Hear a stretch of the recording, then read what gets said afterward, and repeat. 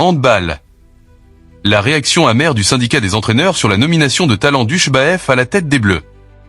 Il n'aura pas fallu longtemps à la famille des entraîneurs pour réagir à la nomination du bouillant entraîneur de Kielce, Talan Dushbaev, à la tête de l'équipe de France masculine de handball en lieu et place de Guillaume Gilles. Cette master, le syndicat des entraîneurs s'interroge notamment sur le processus de nomination, l'absence de transparence et appelle à un débat sur la gouvernance de la fédération.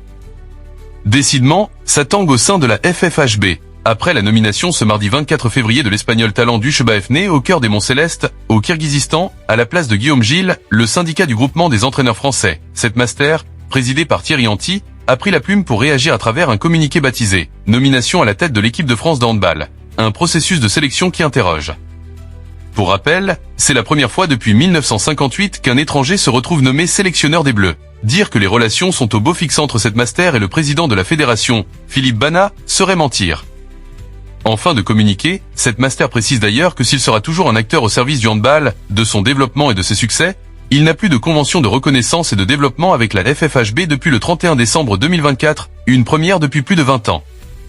Le communiqué de cette master. Cette master, groupement des entraîneurs professionnels, s'exprime toujours guidé par l'intérêt général du handball français. La récente nomination du nouveau sélectionneur à la tête de l'équipe de France masculine de handball marque un tournant dans la gestion des sélections nationales. Si nous souhaitons la pleine réussite aux sélectionneurs et au staff prochainement nommé, ce choix soulève des questions fondamentales sur la transparence et la cohérence du processus de recrutement. Contrairement aux pratiques habituelles dans des grandes entreprises du sport, cette décision de recrutement semble avoir été prise sans appel à candidature et sans aucune concertation. Cette master constate, par ailleurs, qu'aucun bilan approfondi de l'équipe de France n'a été rendu public après les dernières compétitions majeures et qu'aucun des représentants du handball professionnel n'ait été associé à ce bilan.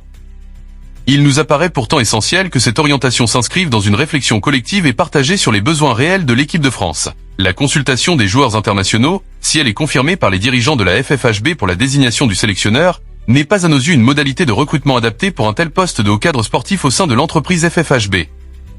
Cette absence de dialogue et de transparence est regrettable, alors que la réussite d'une sélection nationale repose aussi sur l'adhésion et la confiance de l'écosystème sportif.